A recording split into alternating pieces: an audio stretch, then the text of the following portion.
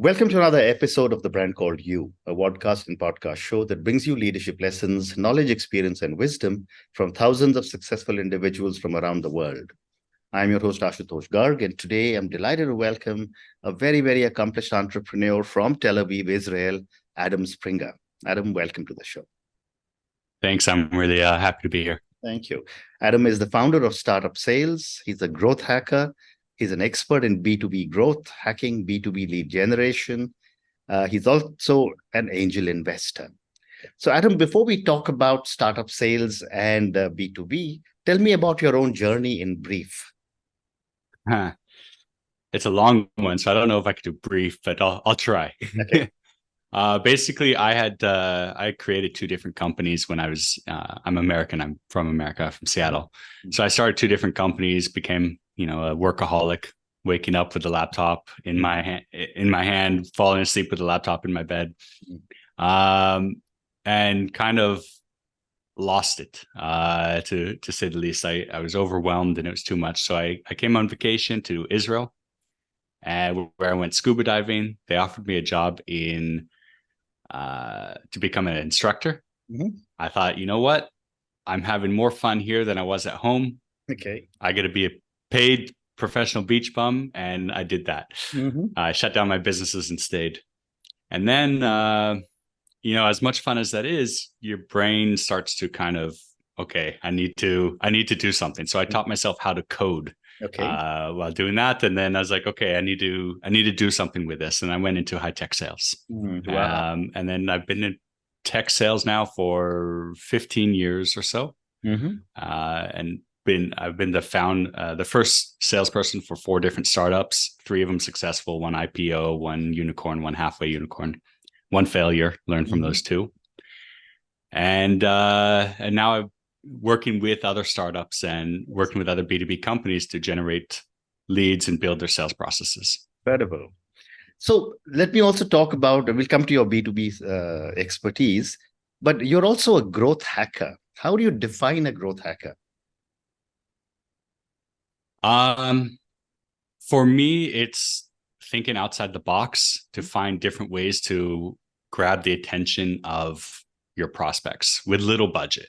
Okay. Obviously you could throw a lot of money at advertising and paid ads, but not everybody has that budget, and also you tend to burn through the money. So for me, it's unique ways to reach out to the audience or to your prospects and to grab their attention and get meetings.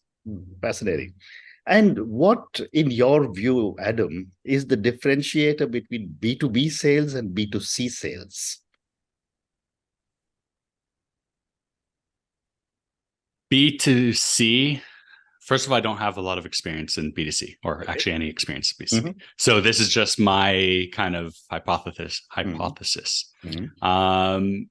You're dealing more with impulse buying as a B2C. You're dealing with a different emotional factor. Well, B2B, you're still selling to people and you still have the emotional thing, but it's a lot different because it's a business need then, or there's business requirements. And you can still deal with emotions there, but it's in a different way than B2C. And also you tend to be dealing with a lot higher number. Wonderful. And you were just telling me that you worked with many startup entrepreneurs, helping them increase their sales. What are some of the most effective outbound strategies you've employed for B2B sales? LinkedIn for me is the best. And I know a lot of people are listening and saying, wow, LinkedIn, I get so much spam and that can't work, or I've tried it and I didn't get anything. It's probably because you just spammed people. But it works, and it works super well. Second to that is combination between like email or cold email outreach, or even, sending things in the old fashioned mail. And how would you strike a balance between personalization and scalability in your outreach efforts? People put too much emphasis on personalization, I think. Unless you're dealing, again, I guess it depends on what your situation is. If you're dealing with a company that is selling something at 7 figures plus, there should be no automation, none.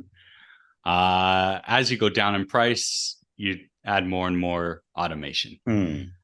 So when you're dealing with 5 or 6 figures, you could definitely automate a lot of that. And the difference between personalization and the automation should be you need to personalize it in a way that is about the prospect. So you could segment your user base and the pain that they have and the emotion that they have or the financial pain that they have, and have messaging that speaks directly to them. But they're going to have the same pain, and the same messaging will hit them in the same way it will hit another 2,000 people. So that's the personalization segmentation that you need. Well said. Well said. And Adam, how important is storytelling in B2B outbound sales? In which stage? You tell me. I mean, this is not just at a conceptualization stage of an entrepreneur, when the product is in the market. I think really depends. Excuse me. I think when you're doing cold outbound, there shouldn't be storytelling. It should be direct, to the point, not spammy, not selling all your features and telling the history about your company. Nobody cares. Hey, we could solve this problem for you. Can I send you more information? Boom, done. And that's what works. Depending on the channel, LinkedIn needs to be a little bit more conversational, but whatever. Once you get the first call with a prospect and you start to understand their pain, and then, okay, now let's set up another call with a demo with you and your team. That's when storytelling comes in. But it shouldn't be a story about your journey or your company's journey. It should be a story about them. Hey, you told me on the last call, you're experiencing this kind of problem. But let me show you what you're going to do on a weekly basis. You're going to log into the system like this. You're going to click this button over here. You're going to fill out this 1 sentence thing right here and hit enter here. Boom. Here's your problem solved. Once a week in 30 seconds, instead of you told me last time, it takes you about 4 or 5 hours a week. That's the story. You tell it as a story in their shoes or in somebody similar to them, so that they could follow it and they could see themselves in that story and see themselves solving their problem. Well said. And based on all the experience of that you have helping companies build their B2B strategy, what are some of the big mistakes you have observed a lot of companies making? That's a open-ended question. And I'm just asking for viewers, no names, nothing at all. Yeah. No, of course, no names, but it really depends on the stage. So I think some of the worst things I've seen is not starting at all. It's like, oh, I'm going to focus on building a better product. You could start selling at the ideation phase. I've got a cool idea. Let's go see if somebody will put money down for this. And I know that seems hard to believe, but it happens and it works. So don't put off sales just because it's hard or you're scared of it or you don't have experience. Or a lot of founders will say, oh, I'm not a salesperson, so I'm going to hire somebody else. That's a huge mistake. It's 99% of the time that will fail your company and fail you. That first hire almost never works out. And it's because you don't know your sales process. You don't know how to sell. So you don't know what kind of salesperson you need. So for example, you could take the top salesperson from Salesforce. He's number 1 for the last 10 years in a row. You could bring him to your startup. Most likely he will fail miserably because it's a different sales process, different sales cycle. Right. I'll give you one more thing that I see that typically happens. A lot of people will start to give too much information and go dive in too deep and talk too much out of fear. And that's a huge mistake. People don't care about your story of your company, about where your background is, where your history is. People don't care about all your features. They care about themselves. The problem they have, how you're going to solve it, and what's it going to cost them. That's it. Right. Great response. And my next question is that what, in your opinion, are some of the components that make up a compelling sales pitch?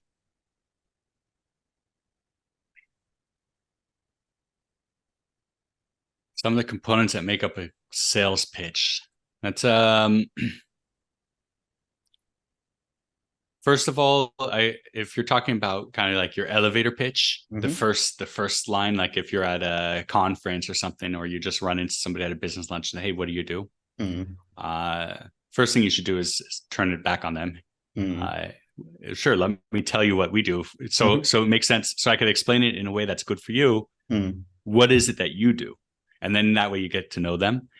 But then it's the really good formula. It's we help who, what, result. So depending on who you're speaking to, we help early stage B2B SaaS founders create sales processes. That's the what. Now that's less important. The what just kind of gives context. So you want to do it in 2 or 3 words. So we help early stage B2B tech SaaS founders. That's very specific. So the person you're speaking to says like, oh, that's exactly me. And then create sales processes, just again, give context, and then result. Who, what, result. The result is exactly what they want, the problem that they have that they need to get. So I'll give you that in a full sentence. I help B2B SaaS founders create sales processes to get to 10, 20 million in revenue. Wow, great. And therefore, a follow-up question for you, Adam, is that how do you measure the success of your efforts? What do you mean by that? I mean, you decide to support or help or consult with an organization. How do you measure success? Is it just dollars and cents, or is it something beyond that? I guess it depends on the organization I'm coming in to help. Some of them it's about building a team. Hey, we're ready to scale, and let's build a team. Some of them it's, hey, we need to create a sales process. Some of them it's just, we're very early stage. Hey, we need leads in the top of our funnel. We need that growth hacking aspect. So the growth hacking aspect is very easy to measure. It's, hey, this month we brought you 25 conversations. This month we brought you 30 conversations. That's easy. Hiring a team is also easy to measure, and it's not by the number of, hey, we hired the team. It's they're ramped up and they're selling. So it's easy to measure, but it takes time. So you want to make sure that they're actually selling, because anybody could come in and just hire people. That's easy. Right. You want to make sure they're good hires and that they perform. And same with creating a sales process. That's probably the longest one, because you have to always be reiterating. You always have to be looking back and changing and coming back. But generally 6 to 9 months, you could start to see, okay, we're starting to make really good progress. We're starting to see, okay, normally we would have 10 meetings, only one of them would want to test it. Okay, now we're seeing that 4 of them are wanting to test it. That's a huge difference. So things like that. Very interesting. And over the years, what, in your opinion, has technology done to change the B2B selling process?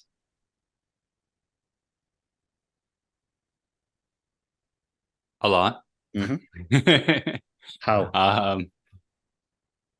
So, I mean, I think this has been spoken in depth by a lot of people, but obviously the fact that the information is out there now.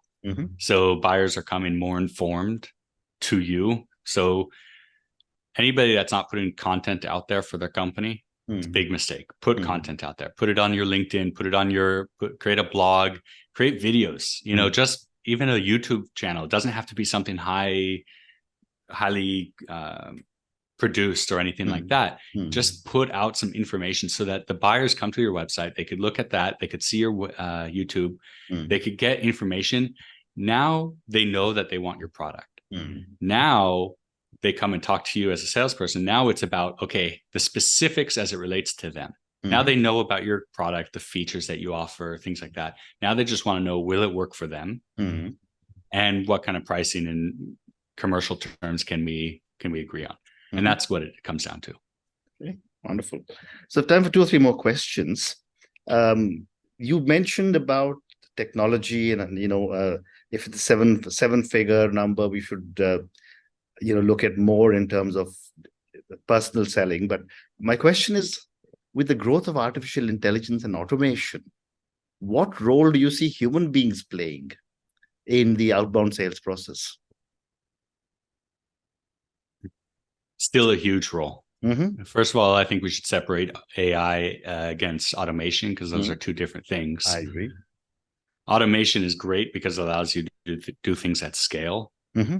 However, you still need that human touch first to create the context that's going out, because a machine could write something that reads normal, but it doesn't hit people the same way. An AI cannot write something that will trigger somebody emotionally, or they're not going to fully understand your prospects like you do to use the same wording that they do. So it's very important that you're not using AI to create your sales messaging. So yeah, I mean, like you could do things at scale, but at the end of the day, once those people start responding, you want to be a human on the other end to respond back and start that conversation. Okay. And my last question to you, and this is for the many people who will listen to our conversation. A lot of them are young startup entrepreneurs. What would you say are 3 lessons you would like our viewers and listeners to take away from our conversation? 3 lessons, I would say, and I have to kind of rack my brain here on what we spoke about. First of all, just start selling. Get it, no momentum is worse than some momentum, even if it's in the wrong direction. Just start. So get going. I would say don't just hire somebody to do it for you. You could get help. There's always get help. Get people that are professional that could help you, but look for the people that are going to more teach you. If it's outside help, get those people that are going to teach you and let you do it yourself rather than do it for you, because you don't learn anything from that. Chances are they'll fail as well. And empathy. Have empathy for your prospect and use that in your messaging for whatever direction you're going to go. Even for the sales calls, when you're actually face to face with them, understand your prospects, understand who they are, what they're experiencing, what they need, what they want. If you're going to write an email, it's a cold email or somebody that you've been talking for 3 weeks on. If you're going to write an email, you go back and you look at it and your eyes glaze over. That's not a good email, because they're going to do the same thing. So think about, does it roll off the tongue well for you? Does it speak well to you? And so that empathy part is really important. Fascinating. And on that note, Adam, and your 3 wonderful lessons, which is start selling, make a beginning, don't keep procrastinating. Second, you said was get help from professionals. And when you do seek help, ask them to teach you rather than do it for you. And the third one you said was have empathy and make sure you use this empathy in your messaging. Thank you so much for speaking to me about your own amazing journey. I loved your story from two company entrepreneur in the US to scuba diving to now being an entrepreneur again. Thank you for talking to me about so many different aspects of B2B sales. I learned many new things from you today. Thank you again. Thank you. Good luck. Thank you for listening to the Brand Called You videocast and podcast, a platform that brings you knowledge, experience, and wisdom of hundreds of successful individuals from around the world.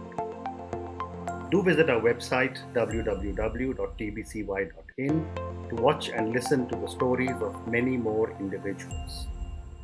You can also follow us on YouTube, Facebook, Instagram, and Twitter. Just search for the Brand Called You.